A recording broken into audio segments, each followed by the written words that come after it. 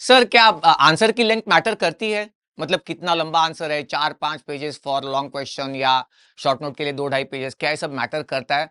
मुझे एक क्वेश्चन जो है ये डाउट स्टूडेंट्स साल भर पूछते रहते हैं। तो इसलिए ये वीडियो मैं उसी के ऊपर बेसिकली बना रहा हूँ कि from the examiners perspective, examiner आपके पेपर में क्या देखता है और मार्क्स किस बेसिस पे दिए जाते हैं। पहला पॉइंट ये है कि आपकी इंटरनल एग्जाम, जो भी इंटरनल एग्जाम्स अब तक हुई हो और अब आप यूनिवर्सिटी के लिए प्रिपेयर कर रहे हो, तो internal exams are different and university exam is a different ball game altogether. क्यों? क्योंकि इंटरनल एग्जाम्स में आपके पेपर करेक्शन जो होते हैं वो आपके जो डिपार्टमेंट के मेंबर्स होते हैं वो करते हैं, यानी प्रोफेसर्स हो, एसोसिएट प्रोफेसर्स हो, असिस्टेंट प्रोफेसर्स, पेपर के बंडल्स होते हैं और उनको डिवाइड किया जाता है। ऐसा अक्सर बहुत सारे कॉलेजेस में होता है कि भाई 50-50 पेपर्स डिवाइड करके दिए और फर्स्ट 50 इन्होंने चेक किए, नेक्स्ट 50 इन्होंने चेक किए। तो अक्सर स्टूडेंट्स को ये शिकायत रहती है कि सर सेम आंसर लिखा था मैंने और उन्होंने, दूसरे स्टूडेंट ने, लेकिन उसको ज्यादा मार्क्स मिले, मुझे कम मार्क्स मिले। पॉसिबली बिकॉज दो अलग एग्जामिनर्स ने वो करेक्ट किया था, मतलब दो अलग टीचर्स ने करेक्ट किया था इंटरनल एग्जाम में। Final exam is a different ball game altogether. ये मैं सेकेंड टाइम कह रहा हूं एक्चुअली, बट ये दैट्स अ फैक्ट। एक तो सीनियर प्रोफेसर्स जो होते हैं या senior teachers, they are involve in the final exams, और बहुत एक्सपीरियंस टीचर्स होते हैं, सालों साल का उनका स्टूडेंट्स को देखने का और पेपर करेक्शन का एक्सपीरियंस होता है। तो पहला पॉइंट यह है कि एक्सपीरियंस टीचर्स करेक्ट करते हैं और इसमें मतलब उनको आप, you can not fool around, ये मेरा कहना है। तो ऐसे type question answers pages and pages भर दिए, आपको ऐसे सीनियर्स मिलेंगे जो बोलेंगे हाँ फिजियोलॉजी ना भरो, जितना आता है उतना लिखो तो एक मार्क्स मिलेंगे। ये किसके लिए? जिसका मतलब कोई टीचर है, सपोज जूनियर टीचर है और उसका खुद का सब्जेक्ट प्रॉपरली इतना स्ट्रांग नहीं हो, शायद उसके लिए हो भी सकता है ऐसा कि भाई लेंथ देख के मार्क्स दिए। लेकिन ये इंटरनल एग्जाम है, फाइनल एग्जाम में ऐसा बिल्कुल नहीं है कि पेजेस, नंबर ऑफ पेजेस के ऊपर मार्क्स मिले, या बहुत ऐसा भर भर के लिखा है, बार बार रिपीट किया है सेंटेंस, इससे मार्क्स नहीं मिलते। मतलब हमने पेपर्स ऐसे भी करेक्ट किए जिसमें cardiac cycle is the cardiac cycle of the cardiac cycle, because it is cardiac cycle and therefore it is called cardiac cycle. 3 pages इसी सेंटेंस से भरे हुए हैं। उनको लगता है कि एग्जामिनर्स क्या किस बेहोशी में चेक कर रहे हैं, उनको पता नहीं चलेगा कि सेम सेंटेंस 3 पेजेस में रिपीट किया हुआ है। तो ऐसी कोई बात नहीं होती। जहां तक पैटर्न ऑफ पेपर करेक्शन है, तो उसमें देखो, आपके 4 सेक्शंस होते हैं, 2 पेपर्स फिजियोलॉजी के, हर सब्जेक्ट के 2 पेपर्स, पेपर 1 पेपर 2, और हर पेपर में section A and B correct करने के लिए। तो 4 सेक्शंस होते हैं और 4 एग्जामिनर्स होते हैं। जनरली स्पीकिंग 2 इंटरनल्स और 2 एक्सटर्नल एग्जामिनर्स होते हैं। तो हर एक सेक्शन 200 स्टूडेंट्स अगर आपके बैच में, तो 200 स्टूडेंट्स का एक section is corrected bye 1 examiner. इस तरीके से 4 सेक्शंस, 4 एग्जामिनर्स, तो वो सेक्शन वाइज करेक्शन होती है। और इसलिए इसमें सेम आंसर लिखा तो डिस्क्रिपेंसी हो गई, उसको ज्यादा मुझे कम मिले, ऐसा नहीं हो सकता, क्योंकि एक सेक्शन एक ही एग्जामिनर ने करेक्ट किया होता है सभी स्टूडेंट्स का। तो उसमें इवन आउट हो जाता है, वो बैलेंस आउट होता है। मतलब अगर एक एग्जामिनर स्ट्रिक्ट है, दूसरा लीनियंट है, तो वो बैलेंस आउट हो जाता है।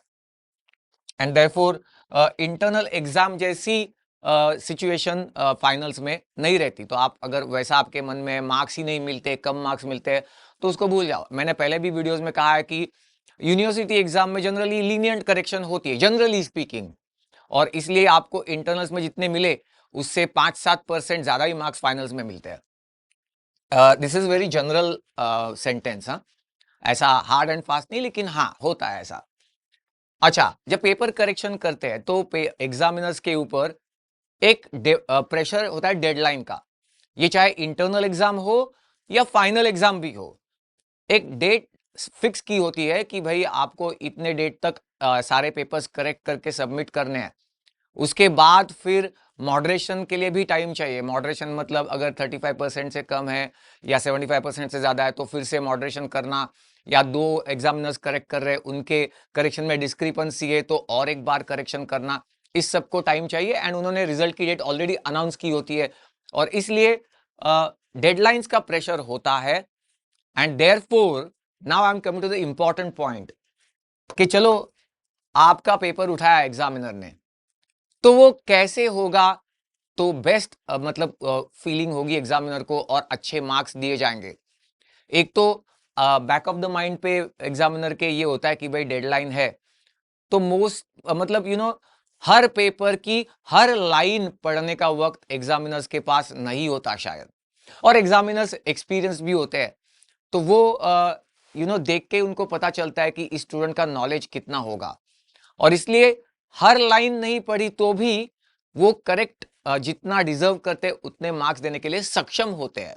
एंड देयरफॉर ऐसे टाइप आंसर्स लिख के ज्यादा मिलेंगे या ऐसा बार बार सेम सेम रिपीट करके ज्यादा, ऐसा नहीं है।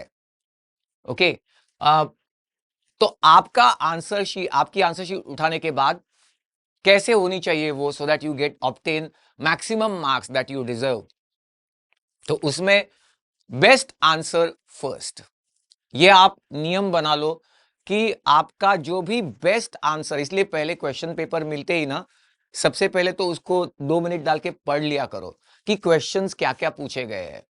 मैंने देखा है अक्सर कुछ स्टूडेंट्स ना क्वेश्चन पेपर पढ़ते नहीं, उनको लगता है कि अननोन क्वेश्चन रहेगा तो रैटल्ड हो जाएंगे, तो इससे ऐसा मत करो।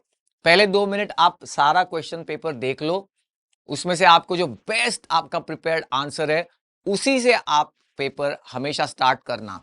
और उसकी वजह यह है कि एक पेपर उठाने के बाद मैं अपनी बात बता सकता हूं कि अगर एक पेपर उठाया और उसका पहला आंसर चेक करते वक्त मुझे ऐसा लगा कि वाह, ये बंदे ने तो क्या पढ़ाई की है, तो उसके बाद थोड़े एक्स्ट्रा मार्क्स ऐसे छूट जाते हैं।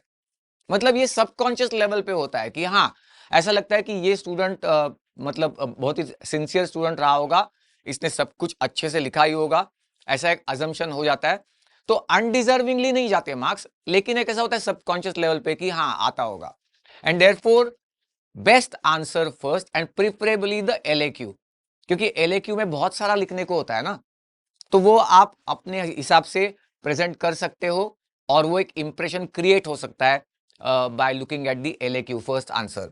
आपका आंसर हमेशा bullet points, flow charts, diagrams, tables, इसी से भरा होना चाहिए। ऐसे टाइप और लेंथ मेजर करके क्या ये किए जाते हैं करेक्शंस, ऐसा नहीं होता, मैं ऑलरेडी मेंशन कर चुका हूं। हाँ, फ्लो चार्ट, मुझे कई बार स्टूडेंट्स पूछते हैं सर फ्लो चार्ट अगर निकाला तो उसके बाद क्या उसको फिर से एक्सप्लेन करने की जरूरत है? क्यों जरूरत है? अरे भाई, आप किसी see I have written this sentence, examiners are not naive people, they are very smart people, wise people.